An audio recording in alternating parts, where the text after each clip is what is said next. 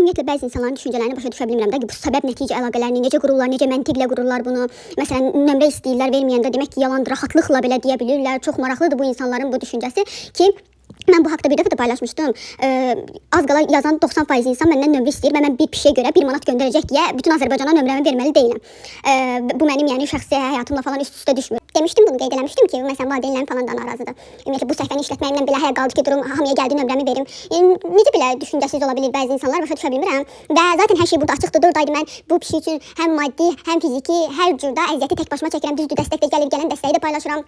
Ümumiyyətlə hər şey səhifədə açıqdır ki, bu pişik hansı klinikada yatır, hansı klinikada müayinələrdən keçib, hal-hazırda harda yatır, nə qədər ödəniş edilib, hansı gündən bəri yatır. Hər şey burada açıq olduğu halda durub paylaşımlara baxma dərdindən yazıb uzun-uzun soruşurlar, zəng eləyirlər, məsələn, nömrəmi bilənlər, nömrəmi alıb zəng eləyirdilər, daha doğrusu ona görə biraz da verirəm. Yəni hər önünə gələn nömrə alır, uyğunsuz yazır, zəng eləyin, nə bilim, 1 manat atıb 5 gün sonra yazır ki, mən sizə pişik göndərim, həyətimizdə falan cür pişik var, nə bilim, baxa bilmirik sizə, ayda 10 manat verərik, nə bilim, nə belə boş-boş. Yəni çox düşüncəsiz mesajlar gəlir. Bunu yenə paylaşıram və böyük ehtimal ki, yenə paylaşacağam, çünki yazan az qala 10 adamdan 9-u nömrə istəyir, nə bilim 1 manat atmaq üçün az qala ünvanımıza kimi istəyir. İnanmırsınızsa, heç olmasa bir girin, baxın, görün ki, mən orada nə yazmışam, nə paylaşmışam, inandırıcıdır, inandırıcı deyil. Gedin bir heç olmasa klinikanın adına baxın, görün elə bir klinika varmı, yoxmu?